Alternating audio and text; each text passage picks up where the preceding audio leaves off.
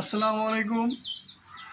আজকে আমি আপনাদের পেয়ারার একটা অতি কমন সমস্যা, সেটি হচ্ছে মাছি পোকার আক্রমণ।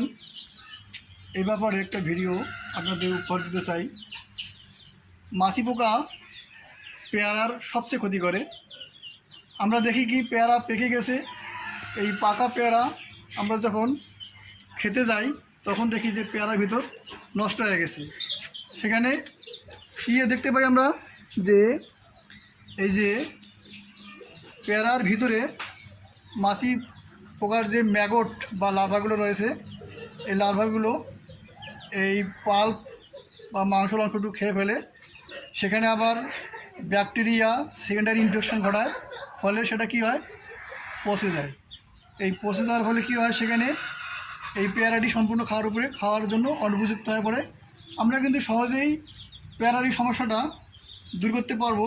সেক্ষেত্রে রাসায়নিকভাবে দমন করতে পারি বিভিন্ন রকমের কীটনাশক, আবার ফেরোমন ফাঁদ, কিংবা যে আপনার পাকা আম, পাকা পেঁপে, এগুলো দিয়ে ফাঁদ তৈরি করে সেখানে ডিপটেরেক্স, সেকুফন, সবিক্রন এগুলো দিয়েও কিন্তু দমন করতে পারি। তবে রাসায়নিকভাবে দমন করাটা 100% কার্যকর হয় না। সেক্ষেত্রেও কিছু না কিছু পেয়ারা মাছি পোকা নষ্ট করেই থাকে। সেক্ষেত্রে আমরা কার্যকরীভাবে যেটি কার্যকরী যে উপায়টা নিতে পারি সেটি হচ্ছে কি, ব্যাগিং করা। ব্যাগিং করলে কোনো পেয়ারাই এই মাছি পোকা নষ্ট করতে পারে না। এখানে আপনারা দেখতে পাচ্ছেন যে কিছু পেয়ারা ব্যাগিং করা হয়েছে। এখানে আপনারা দেখেন এই পেয়ারাটাতে মাছি কিন্তু আসছে। এই যে মাছি, এই মাছি আক্রমণের জন্য পেয়ারাতে ঘোরাঘুরি করতেছে। সেক্ষেত্রে আপনারা এই ব্যাগিংটা কখন করবেন,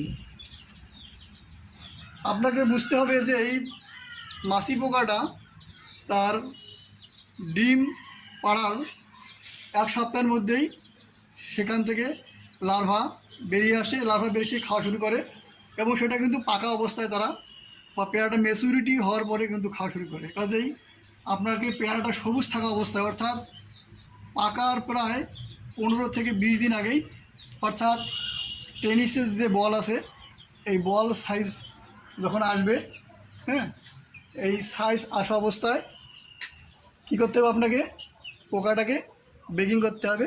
আপনি যদি ভালোভাবে বেগিং করতে পারেন তাহলে কিন্তু আপনার পেয়ারা একটু নষ্ট হবে না। ওই বেগিং করার সময় আপনারা একটু লক্ষ্য রাখবেন, বর্ষাকালে পানি জমতে